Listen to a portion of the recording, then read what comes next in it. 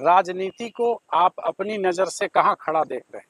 सामाजिक राजनीतिक जीवन में स्वच्छ चरित्र के व्यक्ति का रहना, सरवाइव करना, आगे बढ़ना बहुत कठिन है।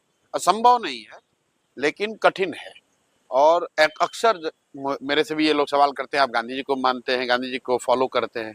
तो मैं कहता भी हूँ कि भाई हम लोगों की आज के दौर में हमारी इतनी चारित्रिक शुद्धता, इतनी ताकत नहीं है कि मैं ये कह सकूं कि मैं गांधी जी को फॉलो करता हूं।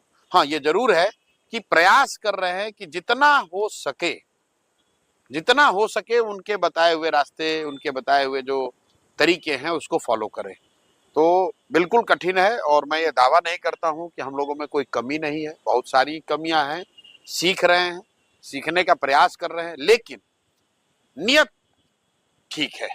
नियत बस इतनी है, सोच बस इतनी है कि जिस धरती में जन्म हुआ, जहां हमारे बाप दादा कभी मजदूर रहे, उसी धरती के सरकारी विद्यालय से पढ़कर अगर जीवन में कुछ हासिल कर लिए हैं, तो मुझे ऐसा लगता है कि मेरी ये जिम्मेवारी है कि मैं प्रयास करूं।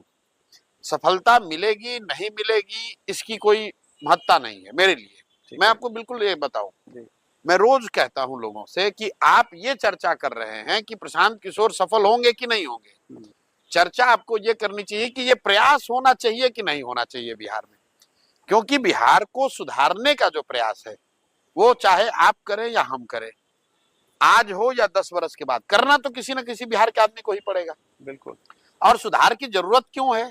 इसलिए नहीं कि प्रशांत किशोर कह रहे हैं, इसलिए नहीं कि हम नीतीश और मोदी और लालू के विरोधी हैं, इसलिए कि 1970-75 के दौर में भी देश का सबसे गरीब और पिछड़ा राज्य बिहार था, और आज भी जयप्रकाश नारायण के संपूर्ण क्रांति के आंदोलन और नारे के 50 साल के बाद भी आज देश का सबसे गरीब, सबसे पिछड़ा, सबसे ज्यादा निरक्षर, सबसे ज्यादा बेरोजगारी, सबसे ज्यादा पलायन वाला राज्य बिहार ही है।